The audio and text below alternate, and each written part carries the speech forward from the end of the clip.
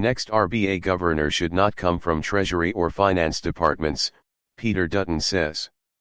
Opposition leader Peter Dutton says two of the government's potential picks to replace Philip Lowe as Reserve Bank governor would not be able to operate independently because of their established relationships with government.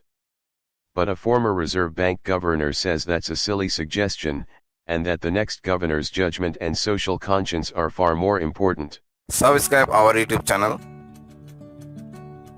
and click our bell icon for new videos. Governor's judgment and social conscience are far more important. Treasury Secretary Stephen Kennedy and Finance Secretary Jenny Wilkinson are among the candidates being floated to become the next RBA governor, as speculation mounts over whether the government will extend Mr. Lowe's term or replace him when it expires in September. But Mr. Dutton said the Treasury and Finance bosses should be ruled out of the running. We can't have a situation where the government is appointing somebody who is familiar to the government, in the sense they have worked very closely with ministers, or the treasurer or the finance minister, Mr. Dutton said. We can't have somebody who has been appointed by the Labour Party or indeed the coalition to a senior position within government. It needs to be somebody who is independent and has the best interests of the Australian public in mind. Senior coalition MPs including Shadow Finance Minister Jane Hume have expressed their support for Mr. Lowe's term to be extended. Subscribe our YouTube channel and click our bell icon for new videos. Senior coalition MPs including Shadow Finance Minister Jane Hume have expressed their support for Mr. Lowe's term to be extended, saying he has navigated a difficult situation well. Former Governor Bernie Fraser, who was appointed directly from Treasury in 1989 and served for 7 years, rejected Mr. Dutton's suggestion.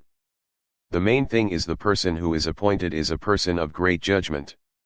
What the bank governor has to do is make judgments. For that you need someone who is experienced in economic matters and has a social conscience, Mr. Fraser said. I don't really think it matters whether they come from the public service or wherever.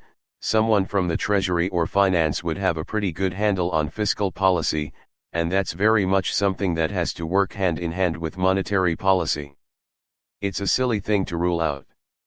The government is currently working to reform the Reserve Bank and further strengthen its independence from any government influence. While it has never been used, the government still has powers to override RBA decisions as a fail-safe, though the reforms would remove that power. Ministers have avoided making public comments on the Reserve Bank's decision to hike rates 12 times since May last year, and have backed Mr. Lowe as he has weathered a storm of criticism for statements he made in 2021 that rates would not begin to rise until mid-2024. Cabinet Minister Chris Bowen said Mr. Dutton's comments were offensive. It's an insult to departmental people. I'm not going to speculate on the RBA governor appointment. Mr. Dutton should respect that whoever is RBA governor at any given time will conduct themselves with all the rigor and independence that other governors have, Mr. Bowen said. While most RBA governors have spent all or the majority of their careers within the bank, appointing a governor from the Treasury is not unprecedented. There have been 8 Reserve Bank governors since central banking was split from the Commonwealth Bank in 1959. RBA governors have spent all or the majority of their careers within the bank. Appointing a governor from the Treasury is not unprecedented. There have been 8 Reserve Bank governors since central banking was split from the Commonwealth Bank in 1959. Subscribe our YouTube channel and click our bell icon for new videos.